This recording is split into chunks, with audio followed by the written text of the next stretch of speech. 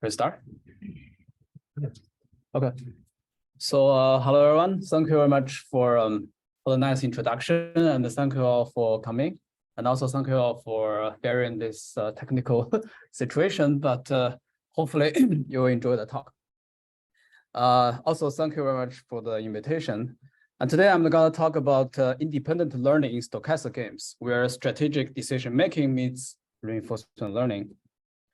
So first, I would like to acknowledge a series. This is based on a series of work, not just one work, based on joint work with a bunch of brilliant collaborators, Muhammad, Noah, Tamel, Asu, and Kostis.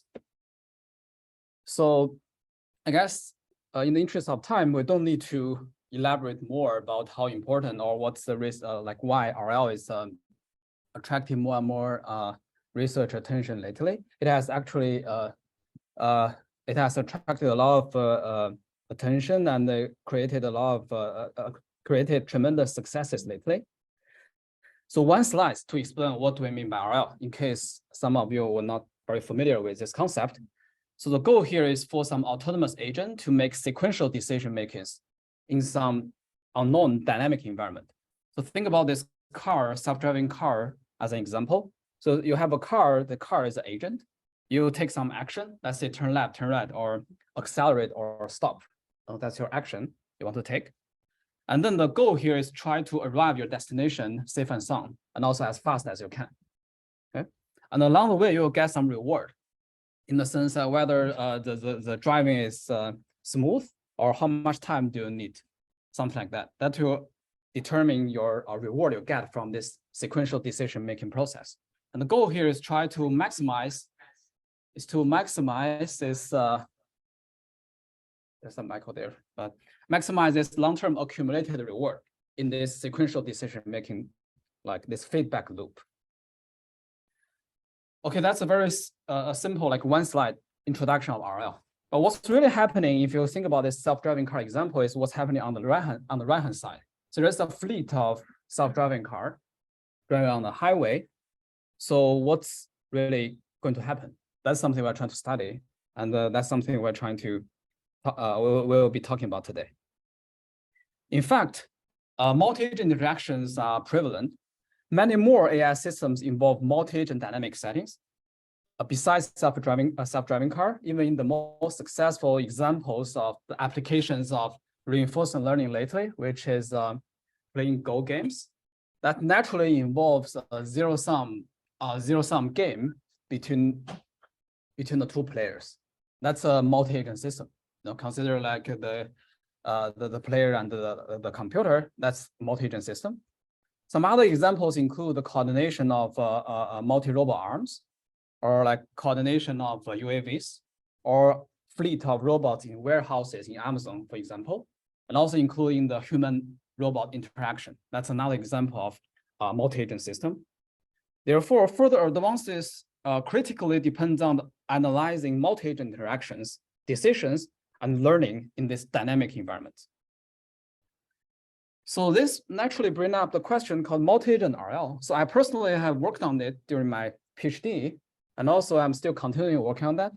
And also I made some connection of this multi-agent RL to learning in robust control, specifically H-infinity robust control before, and also with applications in robust RL, robust reinforcement learning.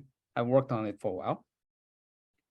And also there has been a great lot of recent advances on this line, especially in the intersection of computer science, economics, and control theory. With an increasing number of workshops and programs held at Simons Institute, NeurIPS are clear control decision conference over the years. It's getting more and more popularity nowadays. And usually this multi-agent RL is studied under the general framework of Markov games or stochastic games, which dated back to Shapley's work back in 50s. So I use this very simple one slide, like this figure to demonstrate what we mean by stochastic games or multi-agent RL. So on the left-hand side, so this first block here, if you consider a static optimization problem with a single decision maker, that's essentially what we have seen as optimization or programming. We want to solve a single agent optimization problem. So on the right, like the second block on the right, if you consider a single agent decision-making problem, but you have a sequential decision-making problem, always dynamics. That's usually the Markov decision process setting or RL setting. People have studied a lot.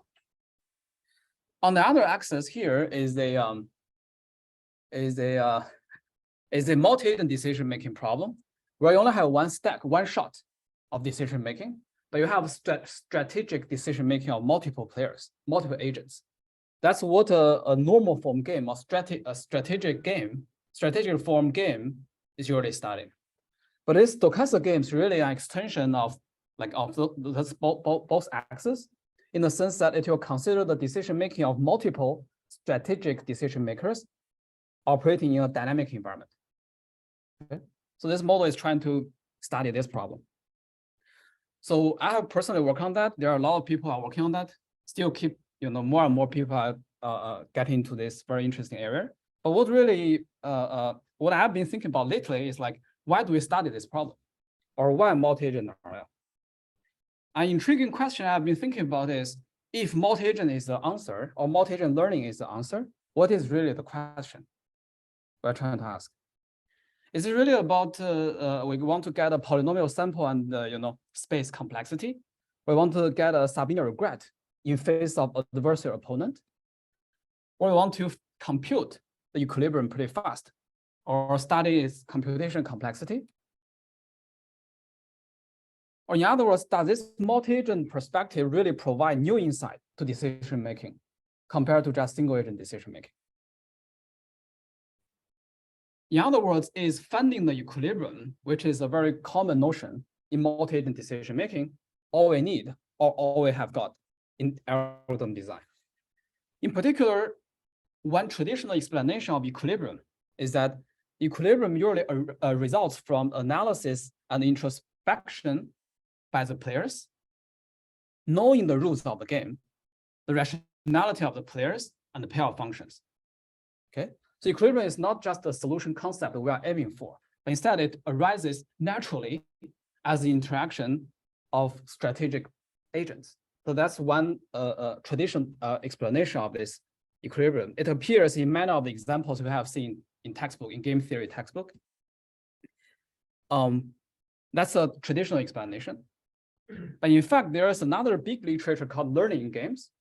There, Fudenberg and Levin, they even had a book back in the 90s. It's not a new concept. They say that equilibrium arises as a long-run outcome of a process in which less than fully rational players group for optimality over time. So you're trying to argue or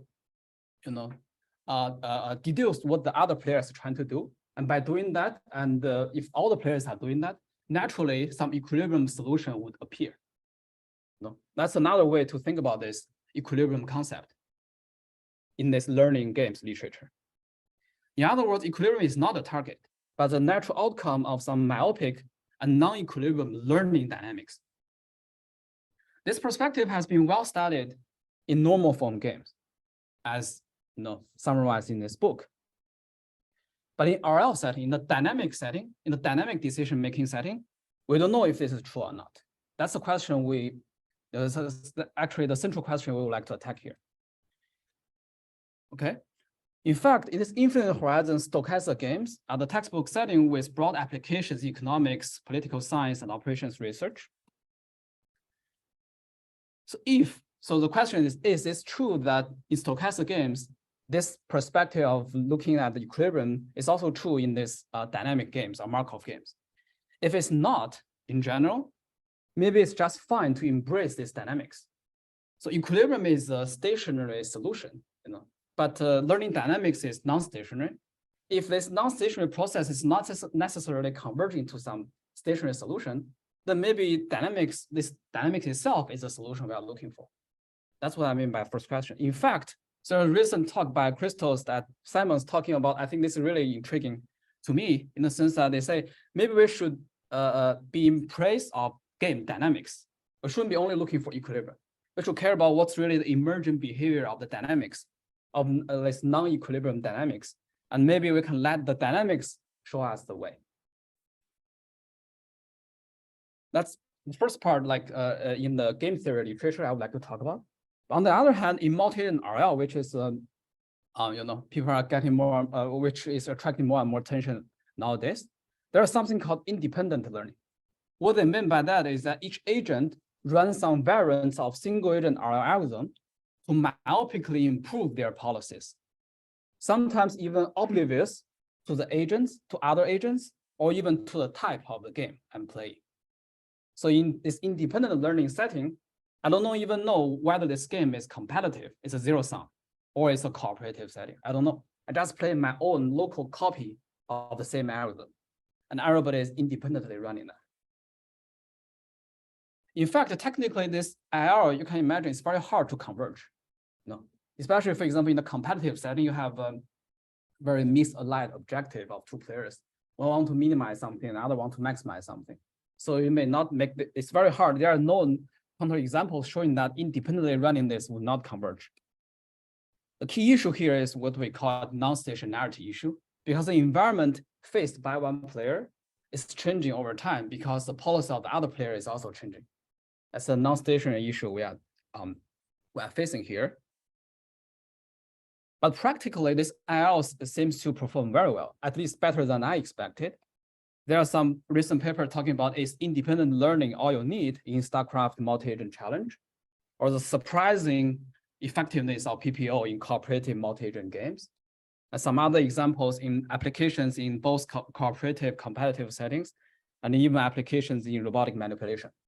Okay, it's just independent run this RL methods and empirically perform pretty well. So our question here is, can equilibrium, or more specific Nash equilibrium probably, can equilibrium be realized by myopic and independent learning dynamics in these infinite horizon stochastic games? That's a more concrete question we're trying to address in this talk. So far, any questions? Good. If so, in some cases, in general, we don't hope this is true. If so, in some cases, then it might in turn justify the success of independent learning in multi-agent RL in these cases. If not, in general, is there any possible fundamental reason for that? So let me quickly introduce the setting. So here we consider what we call stochastic games.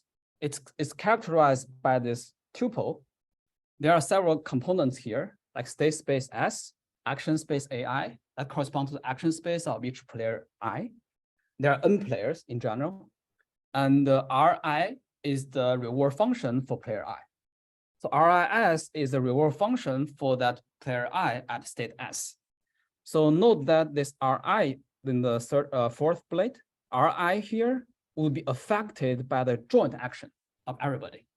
That makes things complicated. If it's just a normal form game, then that will be it. I have a payoff matrix characterized by this reward function R.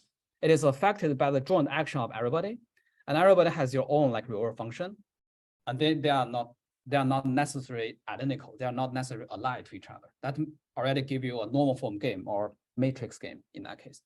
But in stochastic game setting, what we will additional have is this transition kernel P. It characterizes how the underlying state evolves. It follows some Markovian evolution, but it is affected by the joint action of everybody. Okay, that's how the agents are coupled.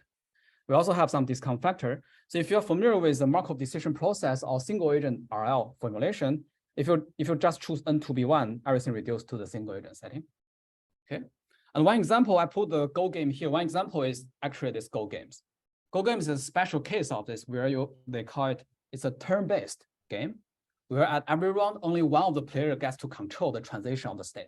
In this case, the state corresponds to the position of the stones every time. And the action corresponds to where I need to place my stone. Okay?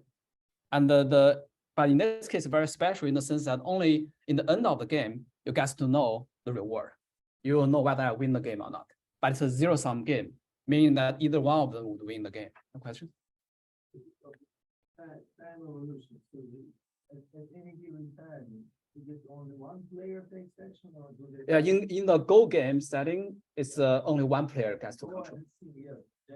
Generally, it's simultaneously. Okay, so they know in advance what the other players will do. So they do it? No, they don't. It's simultaneous. Yeah, simultaneous. Think about like self. Your condition on the action. Let's say I'm number one, so I'm conditioned on the action of player two. No, I don't condition on that. So the state changes independently of the. Yeah. That's a state distribution conditioned on. Yeah. Synchronous or asynchronous? Sorry, what? Synchronous or asynchronous? Synchronous. So you have a clock and every tick, everybody has. Yeah, in the general form is every time t, everybody take the action simultaneously. That's what I'm gonna talk about next. That's key. Yeah, that's the key. And actually, we are trying to consider a case where I don't need to observe others' action. That's a harder case. Whether you can see the influence of the actions of your method. I can see that in the payoff-based way, in a very yeah, of course, they are interacting in a same environment. Assume the influence graph is what connected over time, not connected. There's no graph here, so it's fully connected. You can think about that. If I influence my actual influence scheme, yeah, I can find a graph based. Yes. In that, like I said, in that sense, that's a fully connected graph. Is that understood over time? Stationary over time. Every time the P transition here is, everybody is affecting everybody. It's like a fully connected graph.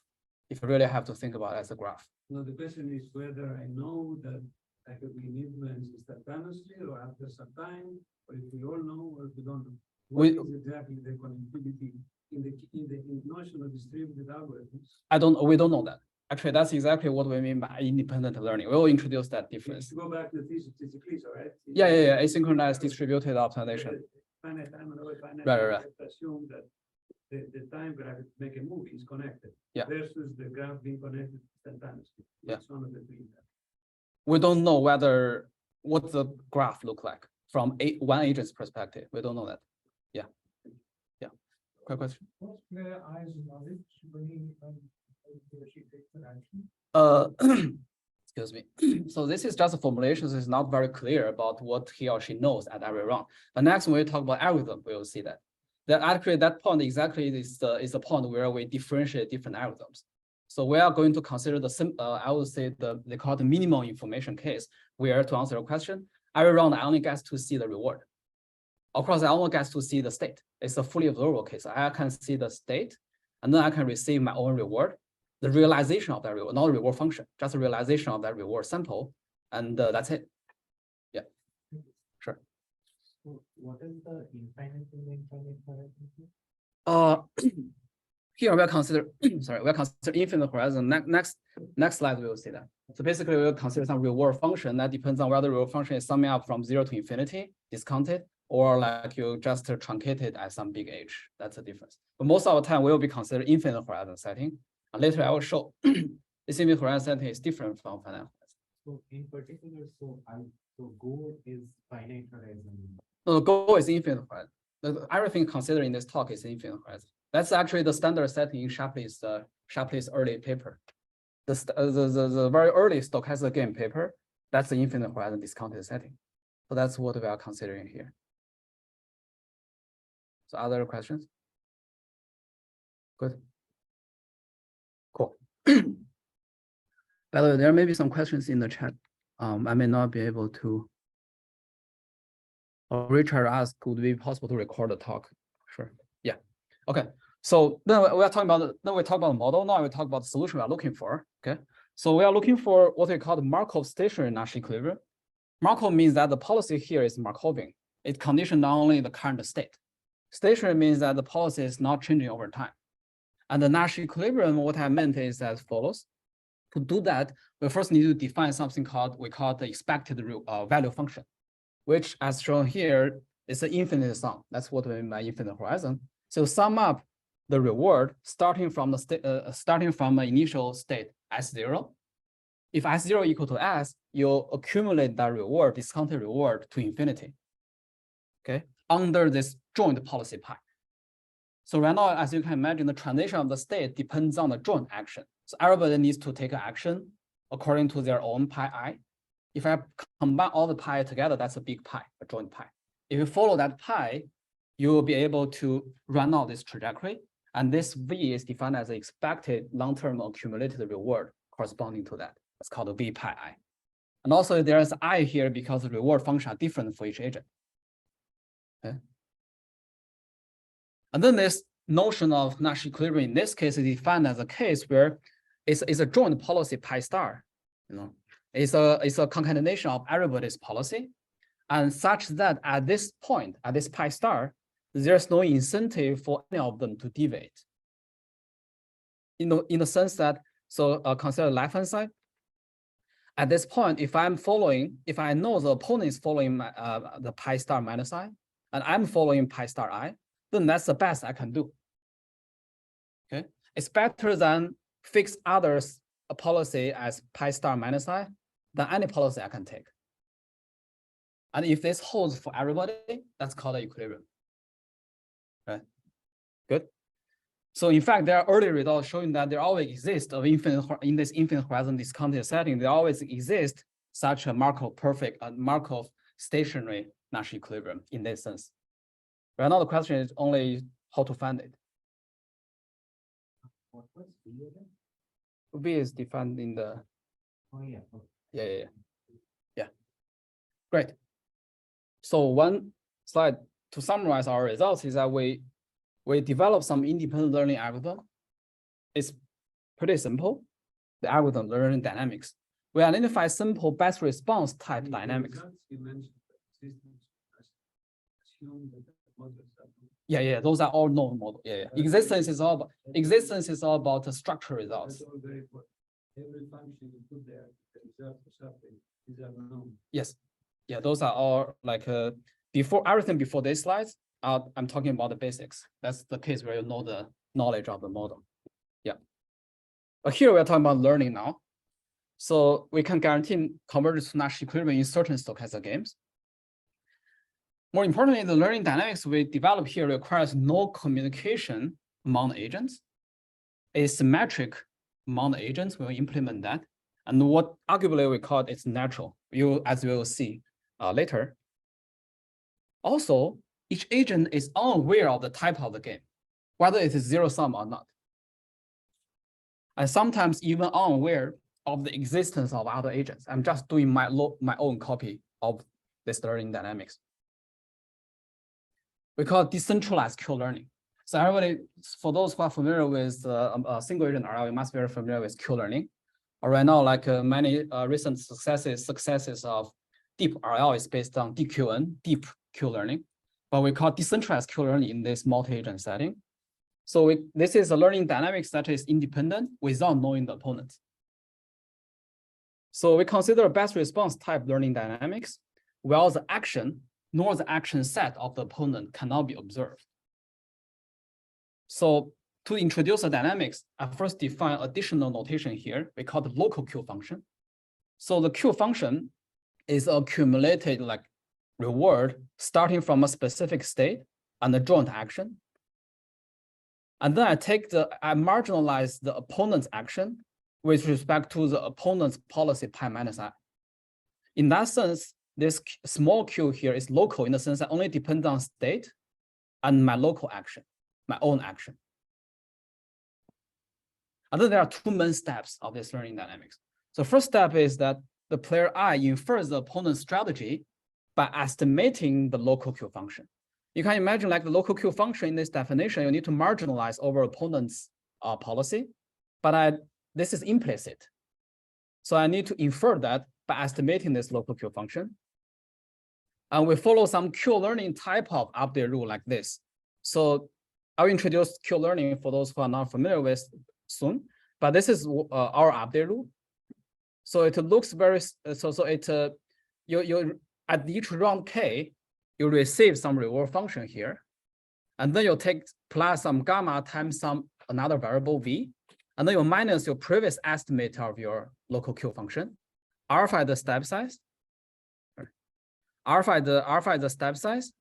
And this A here, the action here is taken from some policy. And this policy is a smooth best response with respect to your local Q update. In other words, you maintain some vector Q hat. And then you take this argmax here. So it's this bilinear form plus some, let's say, entropy function here. The good thing about this argmax is that if you add this entropy, add this regularization, This max will essentially give you soft max. That's what why you maintain a local Q. Basically, you take a soft max of your local Q function estimate and sample from that to get an action. And then you only update the corresponding element of that Q, small Q vector. When you see a local Q function, can I interpret that as my measure actually reward? No, yeah, it's a measured accumulated reward because it's a dynamic set. My empirically measured reward. Yes. Yes, empirical long-term accumulated reward. What? You need a functional form of that. No, we don't need a function of that. I only get a realization of the reward, right? Then I just use this temporal difference, essentially people call temporal difference learning. Yes, or actually some variant of that, as you will see next. Yeah. I've explained that because there are results already. Yeah. That are very simple algorithms compared to system optimal. Yeah. Based only on measured infinity by Marsden, ourselves, and others. You know that. Right? Yeah. That in the single agent case. No. Okay. I was asking you a question about infinite graphs and other things. No, but I don't need to know the graphs here. I only get the reward. That's the only measurement I have. Don't need to know that. Yeah. The influence is over time connected, but if not, there is a fix. I don't know that. I don't need to know that. So for instance, if I am with a specific example, if I'm a wind turbine, yeah, and I'm trying to maximize the energy I get out of the wind turbine, yeah, I can see the clouds of frequency, or I can say I don't see that, and I can just send one bit information to everybody else, and the other one converges to the system of. So first question, we don't. First point, we don't communicate. We don't even communicate one bit. Yeah, we don't communicate one bit. And then the regularization comes from where? From what we call the smooth best response. Actually, soon I will introduce. So in the traditional learning games literature, they call the smooth fictitious play. In that case, you need to add a perturbation of your payoff to make sure this best response is smooth. Essentially, this argmax will give you a soft max. It's not a hard max. The better thing about hard max is that it may jump. The maximizer may not be unique. If you add a small perturbation there, like this entropy, it will make it very smooth. What's the meaning? That means I will take action. Yeah, you can actually add some other they call the steep, strongly convex function here. Entropy is good in the sense that it gives us a good interpretation because with entropy you will get soft max, and soft max means that the higher the Q value is, it's more likely I will sample from there. It's a soft version of greedy. Yeah, that makes sense in that sense. But definitely you can replace that by some other strongly convex but steep in the sense that they call the gradient is blowing up as you are approaching the boundary of the syntax. But in general, entropy is the most commonly used regularization here. Yeah. So recall, this is the independent Q-learning, really vanilla version of Q-learning.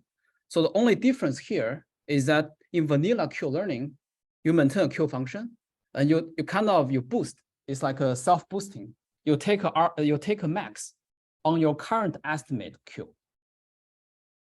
But what we did is I will replace that by an additional variable, another variable I'm going to introduce in next slide. But that's the only difference. Other than that, it looks very similar to this traditional Q-learning. The second step is how are we going to update this V hat? Okay, we use another variable V hat. We update it in this way. So remember the pi bar is the soft max we get from here, is a smooth best response, and V hat is the previous the estimate of V in the previous step, and then I use some step size beta to smooth it out over time. Okay. Remember, in these two updates, all the quantities are maintained locally without coordination or communication among the agents. So this is the update rule. To summarize, this is the update rule.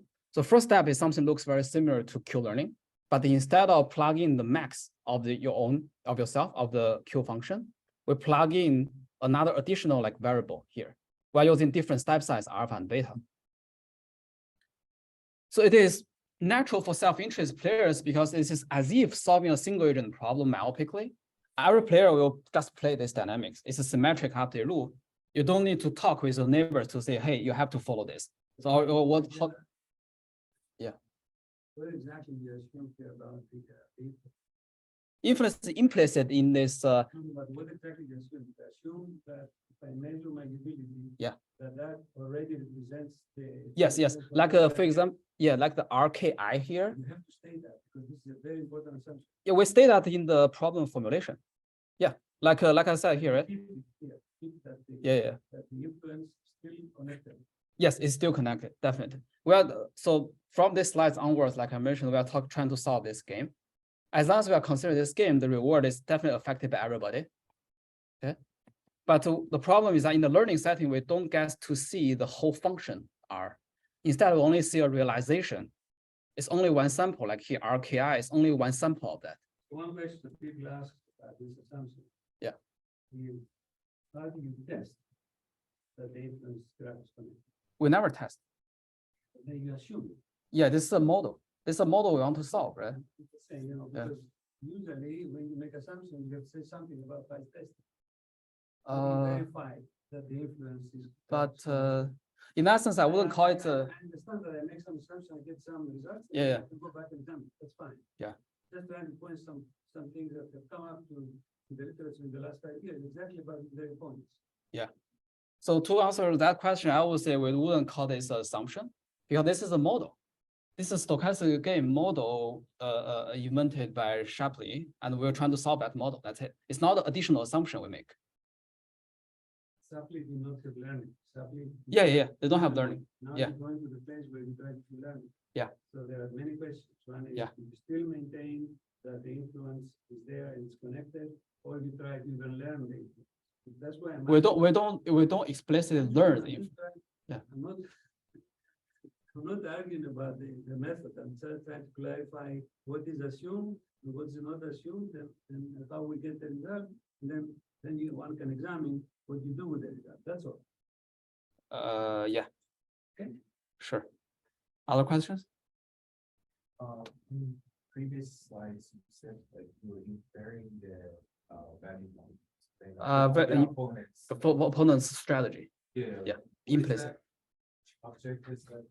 So the Q here, because like the QI height here is really trying to estimate this QI pi. But the QI pi here, as you can imagine, depends on the opponent's policy pi minus I, right? But we never get to observe that. I can never observe the opponent's strategy or even opponent's action. So I'm implicitly doing that by estimating this line. That's what I mean by implicitly infer that. But I never observe that. It's the influence, like Zhang mentioned, is inside. It's implicit. What I only see is just the reward I receive. And I will implicitly infer the opponent's strategy from this quantity. Yeah. Other questions? So let me quickly introduce this. So another key feature of this dynamics is what we call a two-time scale. In the sense that as t goes to infinity, the step size of the second one is relatively small compared to the first one. Okay. That's the key actually about this learning dynamics. What it means is that from the first from first time scales perspective, the V here is almost stationary as t goes to infinity. In other words, the V is barely moving. In that sense, the first dynamics is trying to solve some auxiliary normal form game, as if this V is fixed, it's stationary.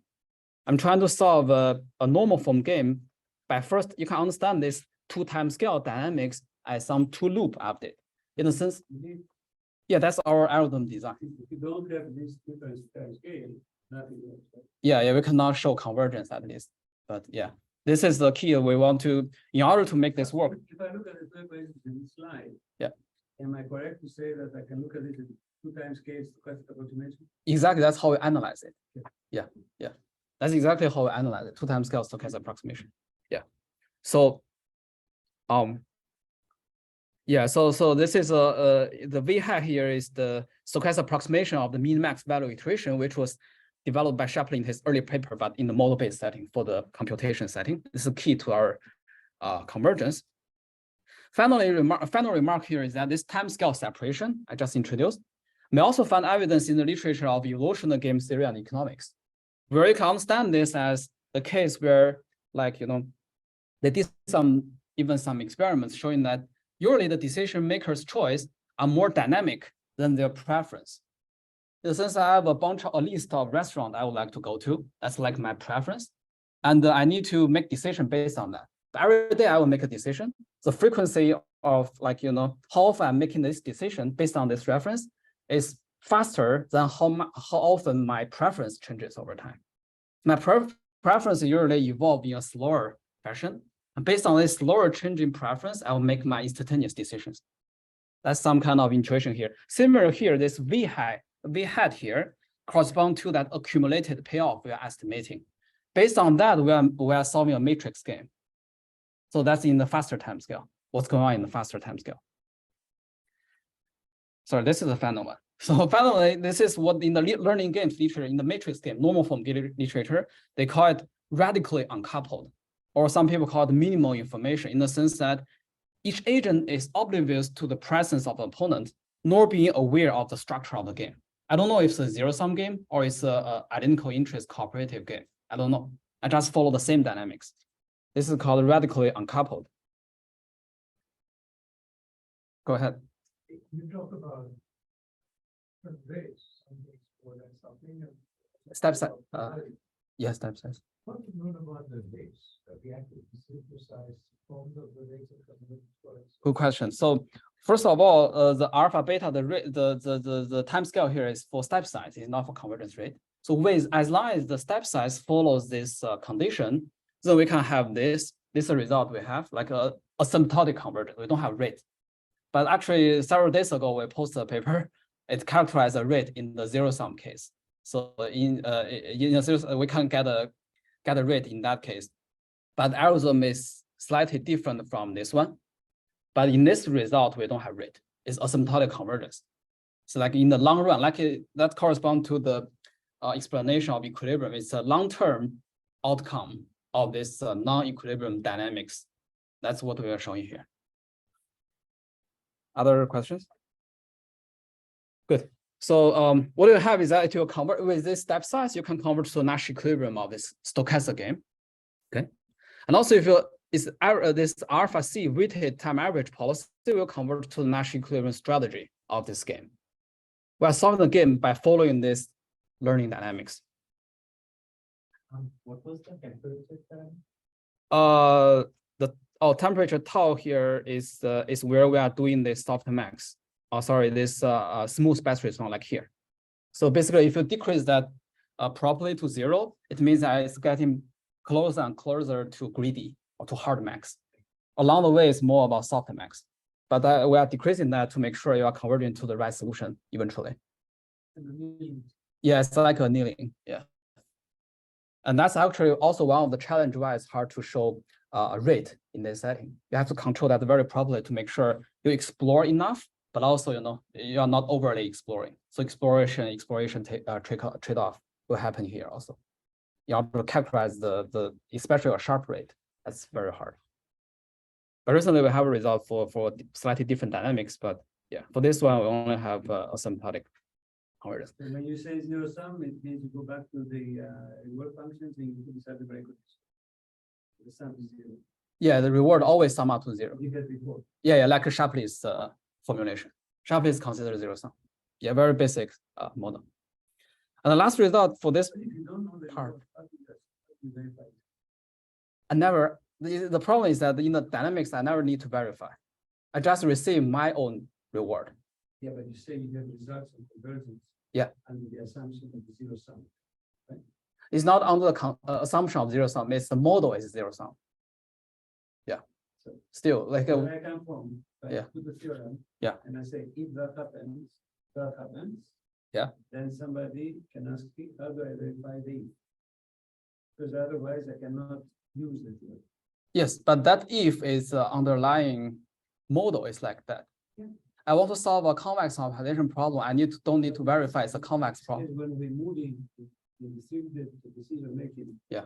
When we don't know models, we don't know what. The word learning. Yeah. That's a very valid question. Yeah, we don't. Right? How do I know what is the influence? How do I know if it is zero sum or not? Okay. Yeah. The first part of the result you say, well, I don't need to know, that's fine. Yeah. Because then I'm doing this fine, whatever I convert. And if it's nice, that's fine. But when you start making saying I can get it rates and all that stuff with the game zero sum, either you assume it from the beginning because of the nature of the game or the nature of the application, or you must have a way to check it. And that's very difficult if you don't know what functions. That's why I'm asking you this question. It's So, a so here's the strategy that he's proposing.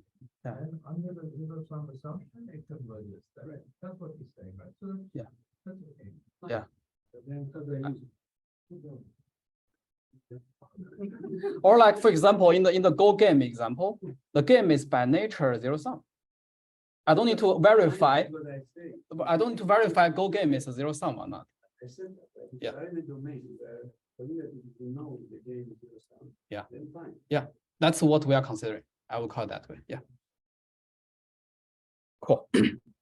So the next result about this dynamics is what we call the rational.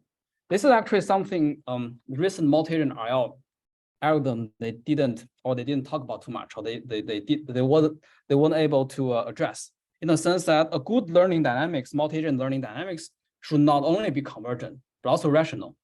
Rational in the following sense, in the sense that if the opponent is following some asymptotically stationary policy, then I should be able to make use of that fact. I should be able to exploit that fact.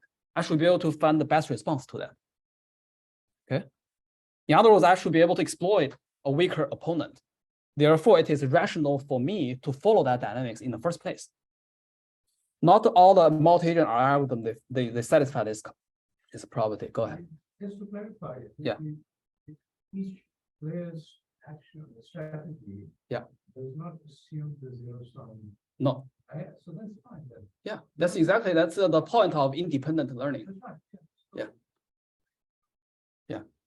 So if you assume that that's actually easier, because I know I'm going to solve a zero-sum game, then every time I will replace the in single agent RL, I will take Q-learning, I have max.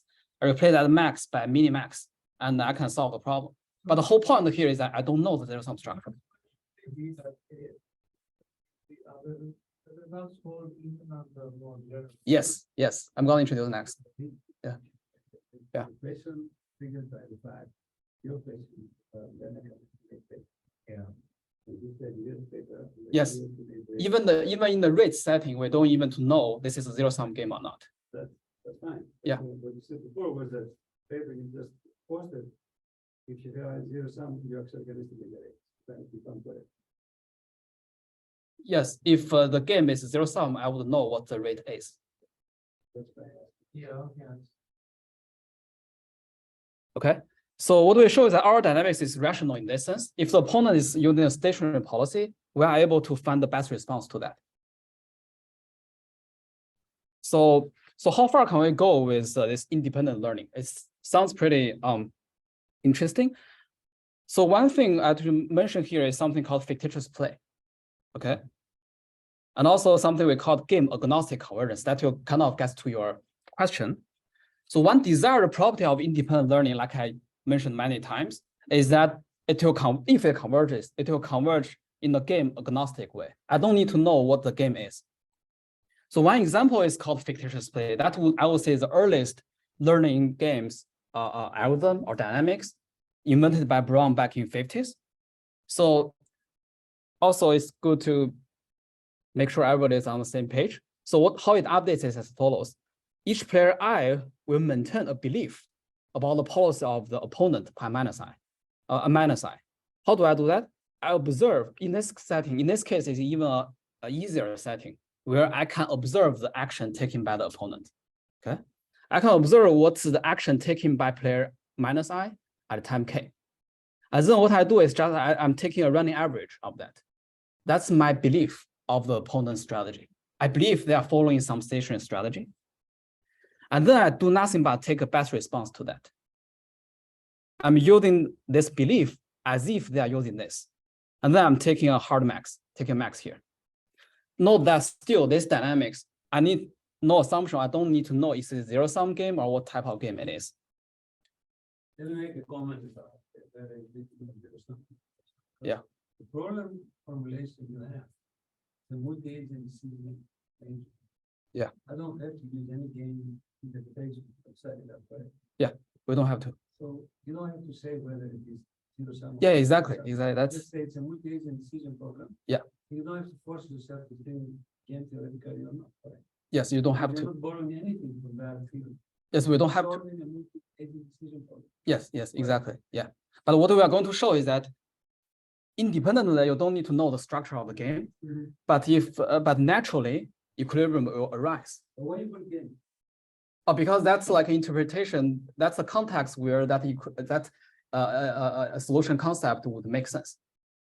That's how I understand. So exactly like the learning dynamics, if you look at this fictitious play, no game at all. We don't have to do a game, right? That's the decision making as a myopic decision maker. But the beauty of this is exactly because equilibrium emerge naturally. So like I mentioned, so a game has this FPP fictitious play property if FP, the very same dynamics converges.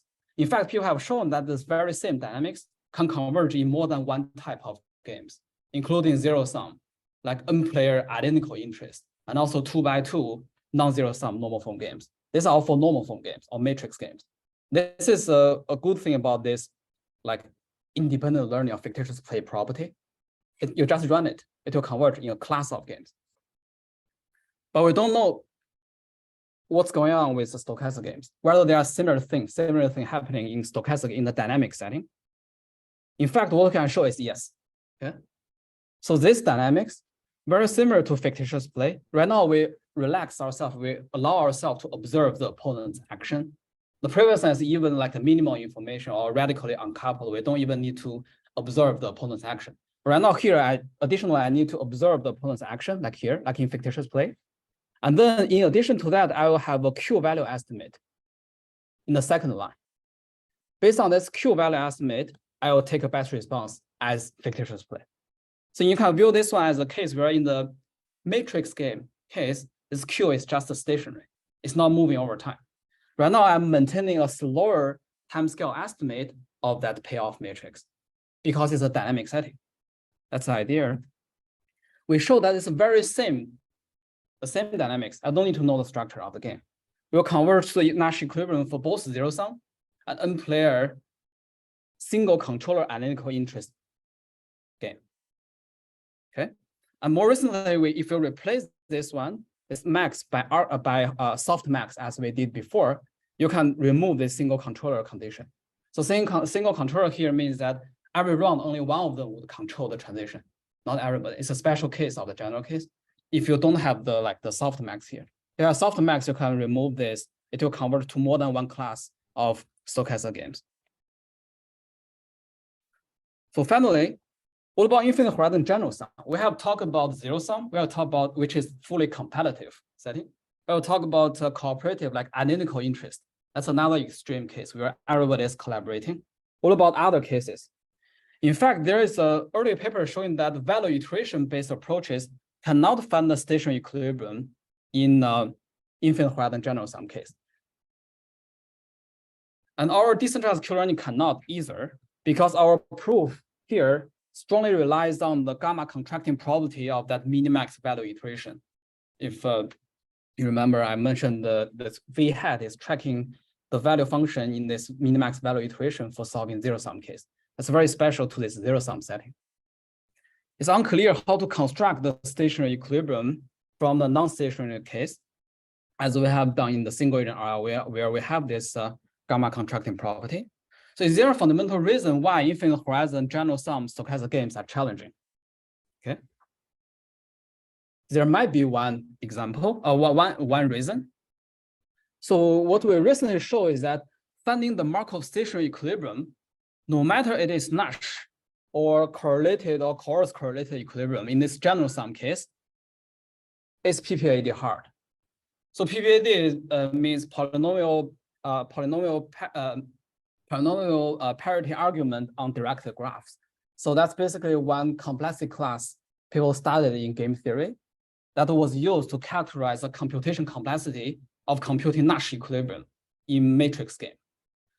But the difference here is that, so first of all, this, if you belong to this, it means this is hard. Computation is intractable, believed to be intractable.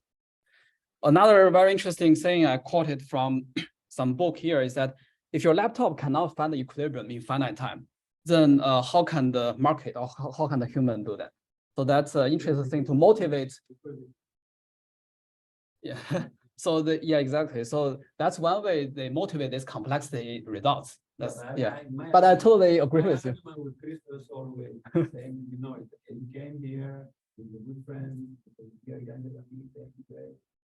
He come here, he thought he'd do. Here, give a talk, remember?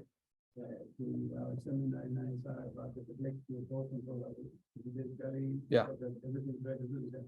Yeah. And I told him, look, you tell us to all retire, go. And one of the issues is what you actually do that computation.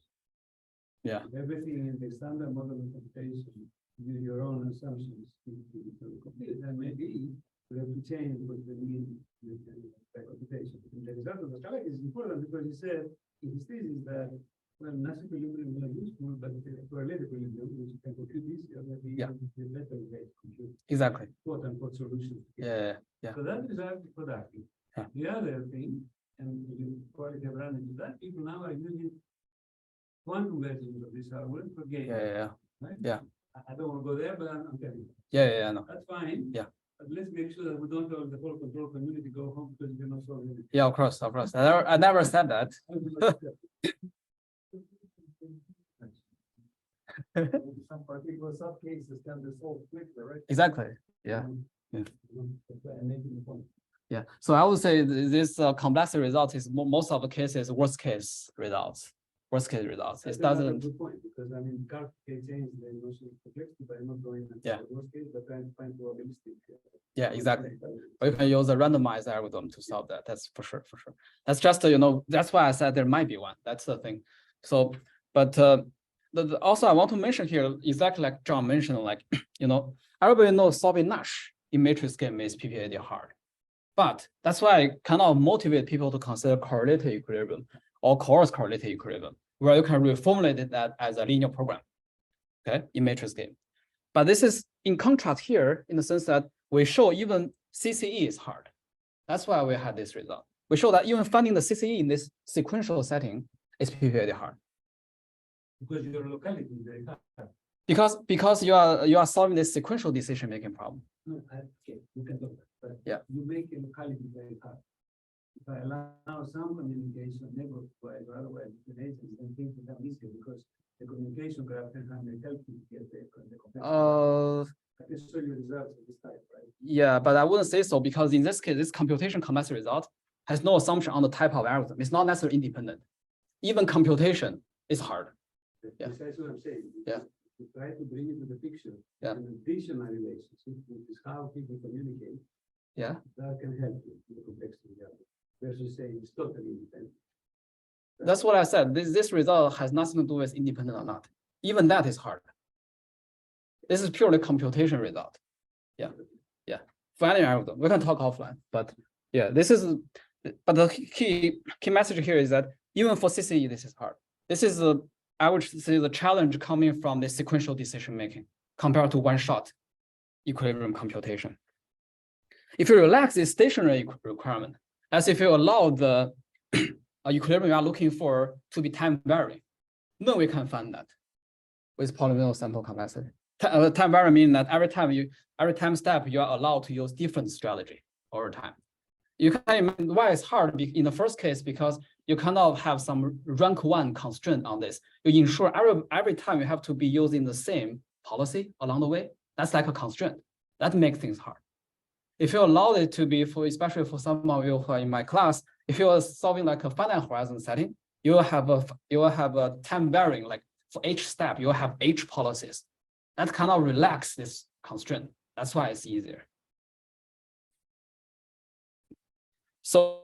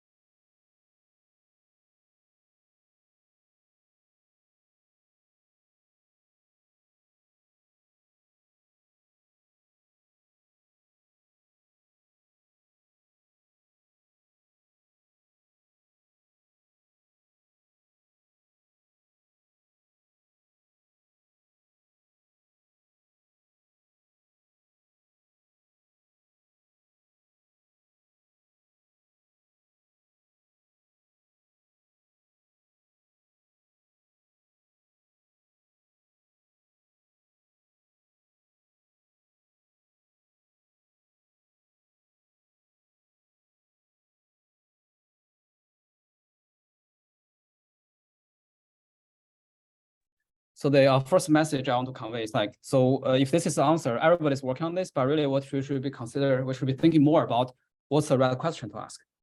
The second one is, despite the non-stationarity issue, like I mentioned, because everybody is adapting their strategy from your own perspective is non-stationary. With this 2-time scale separation, you can develop a decentralized Q-learning dynamics that can converge. And finally, this fictitious-play property and this game-agnostic convergence property also exists in stochastic games. And last one is that this infinite horizon stochastic games could have sharp and fundamental difference from finite horizon games. That's what many of the recent, actually many recent multi-RL results are considering stochastic games with finite horizons. But we are the first one to show that there's a sharp difference, because usually people consider, in fact, in single agent, we know that if you consider H step MDP with discounting factor, if you choose H to be 1 over 1 minus gamma, that kind of, you can solve the infinite horizon problem approximately, because you have this contracting property. But what we show is that in the game setting, you cannot do such a thing. Multi-agent, yeah, multi-agent, general sum setting, yeah, multi-agent. And also it has sharp contrast to the infinite horizon MDPs with many open questions. So yeah, so that's why if you're interested, feel free to check. We had some articles summarizing the results we had. And thank you very much. Thank you all for staying. I think there's a question from one of the people watching it offline. Okay. Sorry. Mm-hmm. What is the difference between Q-learning and deep learning? Oh, okay. So Q-learning is a method in RL, reinforced learning. So yeah, deep learning is not there. There's no Q in there. I have a serious question. So, and we discussed it offline, but have you looked at the work of Yes. Because what it's done is it looked at this problem. Yeah. From the perspective of trying to ask, basically, I don't stick with fictitious-play when I have my own information, or just one set information. What can I do if I allow a little bit more information sharing? Can this be used to give me, right, simpler strategies to still converge? Yeah. And one of the reasons that even when these talks is about this is that if you look at human groups and or biological systems, when they try to do this, that's what it would be games, they actually use this special kind of information to make the control simpler. Right, for sure, So definitely. that's a very interesting. Yeah. So yeah, you are considering the case where right now we consider like a very independent case. There's also a very centralized case. You're probably considering something in between. Let's say if we allow more communication, more information exchange, how the information structure would affect, either computation or learning. That's the yeah. Try to understand the trade-off. Yeah. It's allowing more communication and what you get. Yeah, exactly. It's a very interesting problem. Very interesting. Yeah. I mean,